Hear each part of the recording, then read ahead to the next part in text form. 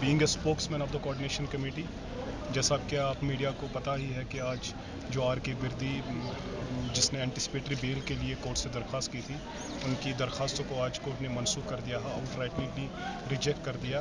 And as per the police information he has been arrested. कल रात 10 साढ़े 10 बजे उसको अरेस्ट किया गया है।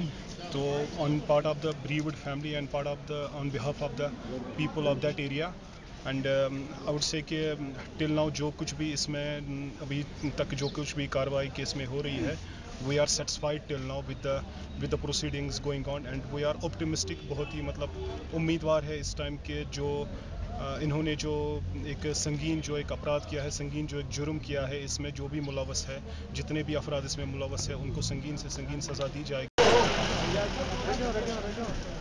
Despite his absence, court directed me to file the report, as there was already a direction to me to file the report.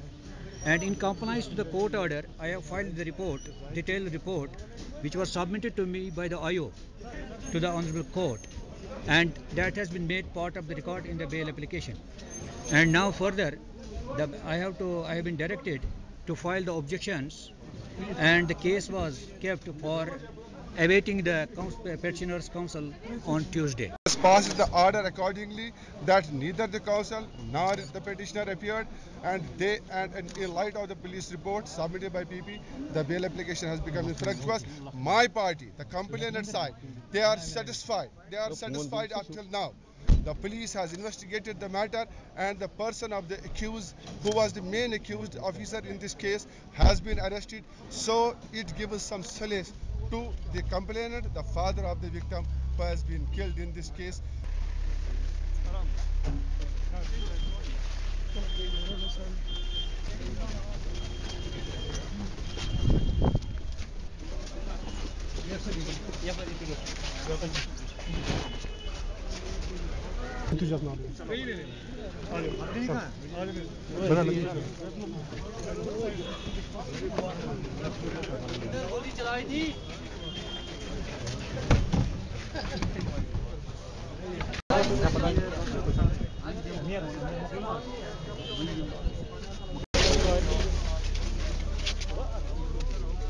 मैं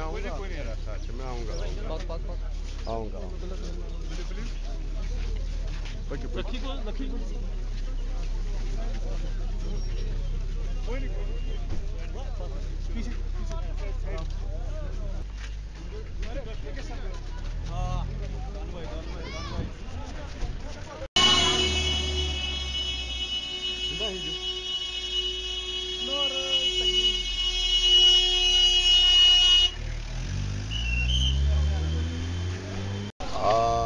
commandant साहब को आज जब पेश किया गया तो रिमांड के लिए हमने गुजारिश की थी कि इसको बीएसएफ कस्टडी में, प्रोटेक्टिव कस्टडी में दिया जाए, पुलिस और बीएसएफ की दोनों मिला के कस्टडी में। तो पुलिस ने उसके बजाय जुडिशल कस्टडी का फार्म भर दिया, यानी उन्होंने अपनी कस्टडी में अभी नहीं रखा बल्कि जुडिशल कस्टडी में दे दिया। लिहाजा अदालत मजाज ने उनको जुडिशल कस्टडी में दिया और अगली तारीख 10 पेशी तक हो रही। इस दौरान में अदालत ने उन मुलजिम की बीमारी की वजह से ये भी अहकामात दिए कि उनके इलाज मुआवजा के लिए बीएसएफ का जो अपना हॉस्पिटल है उसमें भी उनको ट्रीटमेंट किया जाए, और जो अपना सेंट्रल जेल का अपना हॉस्पिटल है उसमें भी ट्रीटमेंट किया जाए। दोनों जगह पर ट्रीटमेंट में रखा जाए। अगली तारीख कब है?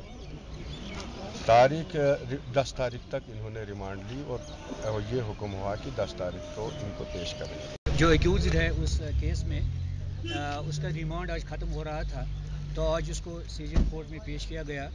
तो कोर्ट ने उसको पुलिस कस्टडी की बजाय आज जुडिशल कस्टडी में दिया गया और फर्दर 10 डेज़।